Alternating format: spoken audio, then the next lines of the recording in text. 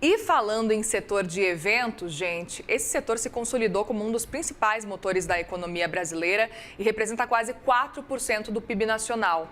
No último ano, para a gente ter uma ideia, São Paulo recebeu mais de 250 eventos de negócios, é um crescimento de 22%.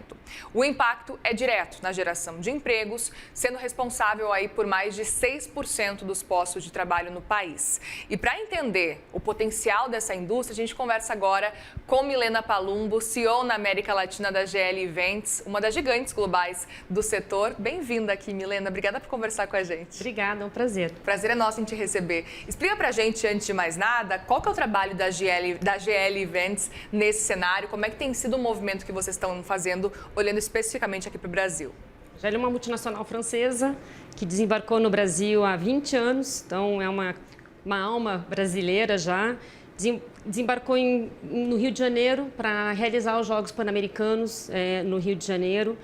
E globalmente é uma empresa que fatura mais de 8 bi de reais e de euros. E que no Brasil tem aí uma fortaleza muito grande de desenvolvimento. A gente atua em 3 grandes verticais de negócio. A primeira são concessões de espaços públicos. No mundo inteiro são 80. No Brasil, a gente tem 6 concessões, São Paulo, com o Rio Centro, com a IMB, São Paulo Expo e Salvador. A segunda vertical de negócio do grupo é a desenvolvimento e produção de eventos. Então, destaco aqui a Bienal do Livro do Rio, que na última edição trouxe 740 mil visitantes em 10 dias de evento. Também tem a Expo Post, que é uma referência no segmento. E a terceira linha de negócios do grupo é a montagem de estrutura temporária para eventos. Desde arquibancadas para eventos esportivos e de entretenimento, até tendas e montagem de stand para grandes marcas participarem em feiras. Perfeito. E aproveito para perguntar justamente, olhando para esse cenário do setor de eventos, como é que vocês têm enxergado o Brasil quando a gente olha para esse hub de eventos? A gente pode imaginar que o Brasil talvez esteja se colocando como protagonista desse cenário na América Latina ou ainda falta um pouco quando a gente olha para México, Colômbia? Globalmente, o Brasil tem uma relevância estratégica para o grupo. São 26 países que a GL atua. A América Latina hoje é a segunda maior operação do grupo, com um faturamento de 1,2 bi de reais. O Brasil, isoladamente, é a terceira maior operação do grupo em termos de faturamento, mas se você analisar investimento, depois da França, é o segundo país que o grupo mais investiu. Foram quase 2 bilhões entre concessões e aquisições de ativos e M&As. E sim, o Brasil hoje é protagonista desse segmento. A gente vem vendo relevantes cifras e posicionamentos. Para você ter uma ideia, o Brasil, por exemplo, ele lidera o ranking da ICA, que é o International Congress and Convention Association, ocupando a terceira posição nas Américas como o país que mais recebe eventos. Óbvio que tem uma fortaleza aí do eixo Rio-São Paulo, que pela mesma entidade, nos últimos anos, recebeu um aumento de 50% de eventos internacionais. Só para a gente ter uma ideia, o Rio, com o Rio Centro, a gente vai receber 7 congressos inéditos que nunca vieram para a América Latina. Esses 7 eventos vão ter um impacto, segundo uma pesquisa que a gente contratou junto com a Visit Rio, de 79 milhões de dólares de impacto econômico na região. Então, só o Congresso Mundial de AIDS, que a gente vai receber agora em julho, são 12 mil visitantes e desses 12 mil, 70% de fora do país.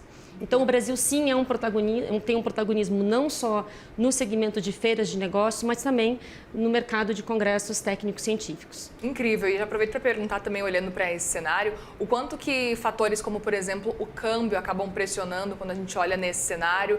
Como é que vocês têm enxergado o Brasil por causa justamente do câmbio, muitas vezes, e até algumas burocracias, assim? O quanto que isso, às vezes, atrapalha esse cenário?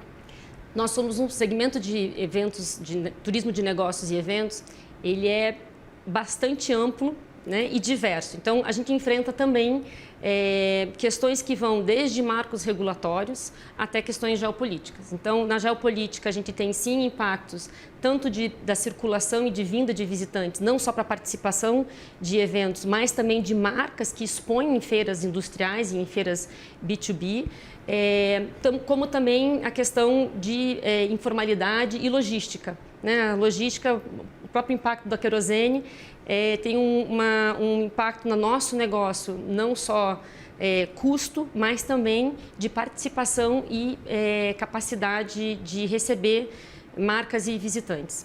Perfeito. E olhando ainda para esse cenário, olhando sempre comparando com o Brasil, como é que você enxerga o setor de eventos no Brasil daqui 5, 10 anos? A gente teve um ponto crucial para esse cenário, foi especificamente a questão da pandemia, e a gente tem visto um crescimento importante nos últimos anos. Você acredita que é um movimento cíclico ou é um movimento sustentável que deve continuar acontecendo aí? A grande fortaleza desse segmento de eventos e turismo de negócio é a conexão e é o pessoal.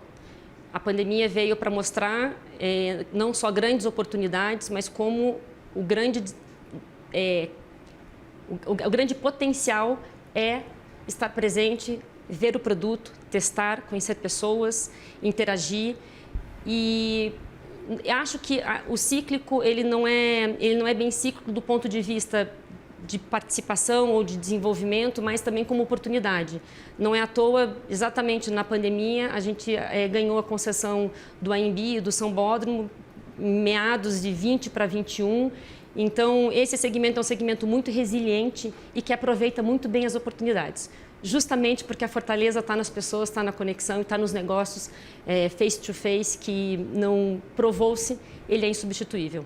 Portanto, vocês acreditam que, olhando daqui para frente, o cenário deve ser sustentável, então, de crescimento? Extremamente sustentável, com boas oportunidades, tanto no Brasil como na América Latina. E já aproveito para perguntar, olhando para o cenário de eventos digitais também, como é que vocês estão enxergando? A gente já superou essa fase ou eles chegaram para ficar pós-pandemia? Como é que vocês estão enxergando também? Eles chegaram para agregar. Hoje não existe nenhum conteúdo, seja de feiras de negócios, seja de congressos técnicos científicos ou até de público final, como a Bienal do Livro, do Rio, que eu coloquei. O digital ele veio para agregar. Ele hoje é mais um componente de interação e de conexão com o público e com a comunidade que você atende.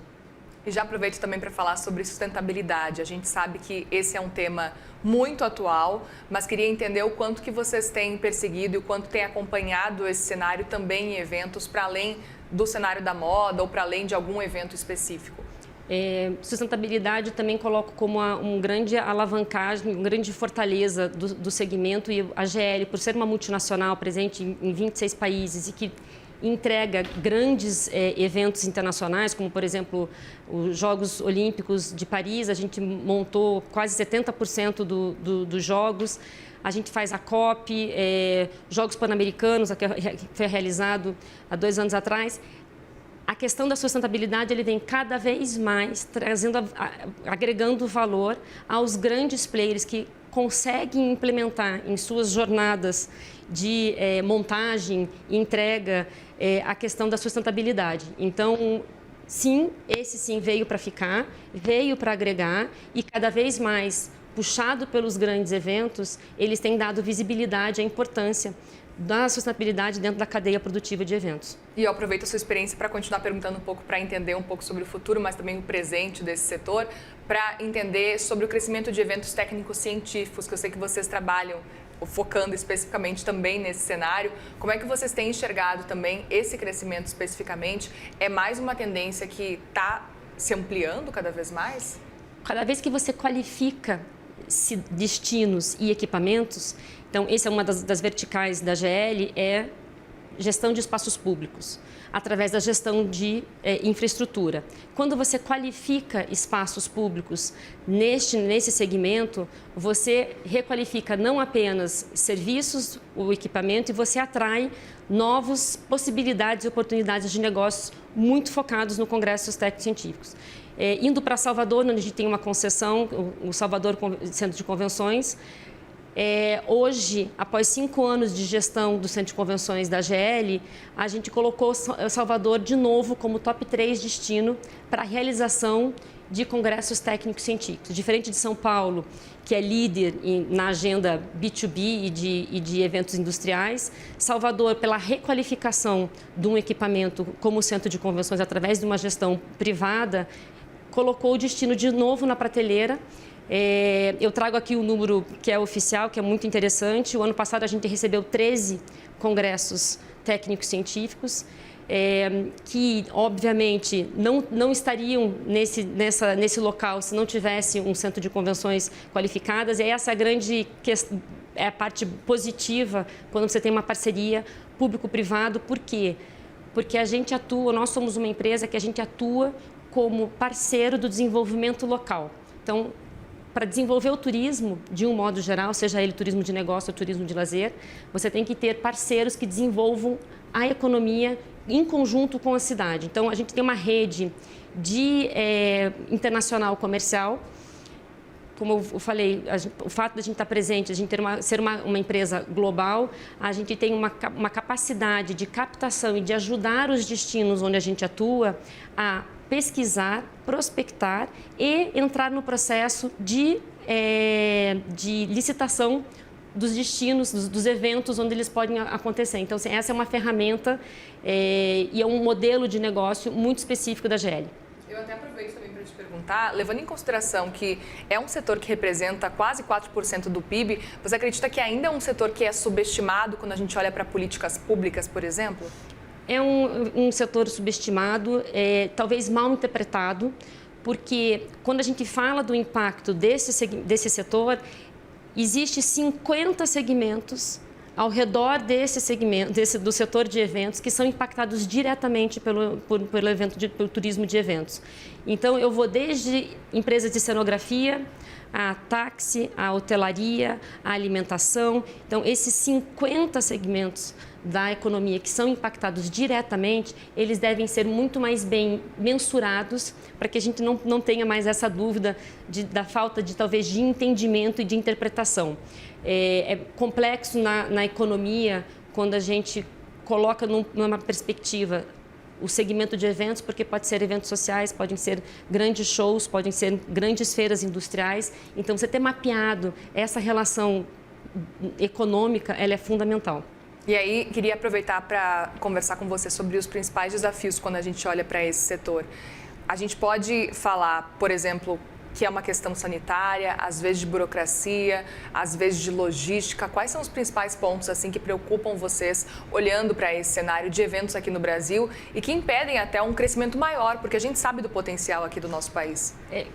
Por ser abrangente e bem diverso, eu acho que questões regulatórias são sempre impactantes, embora não pareça, mas elas são impactantes no nosso negócio. Então, vou dar um exemplo, a questão regulatória do hidrogênio, que foi em 24. A gente está trazendo agora uma feira de hidrogênio verde, identificamos como uma oportunidade. Por quê? Porque o marco regulatório do hidrogênio foi discutido e sancionado em 2024, o que criou uma oportunidade da gente trazer um produto que a GL já faz há 9 anos em Paris, que é a Revolution, que é uma feira sobre hidrogênio verde. E a gente vai trazer agora para o Brasil, vamos fazer em junho desse ano, do Distrito Anhembi, mas por quê? Porque tem um marco regulatório. Questões energéticas também é a mesma, a gente passa pelas mesmas questões, porque são itens sensíveis ao nosso negócio, bem como, já falamos, a questão logística e da informalidade. Muito bem, Milena Palumbo, CEO na América Latina da GL Events. Obrigada pela conversa mais uma vez e volte mais vezes aqui no Money. Prazer, viu? Obrigada, só convidar. Obrigada. Obrigada.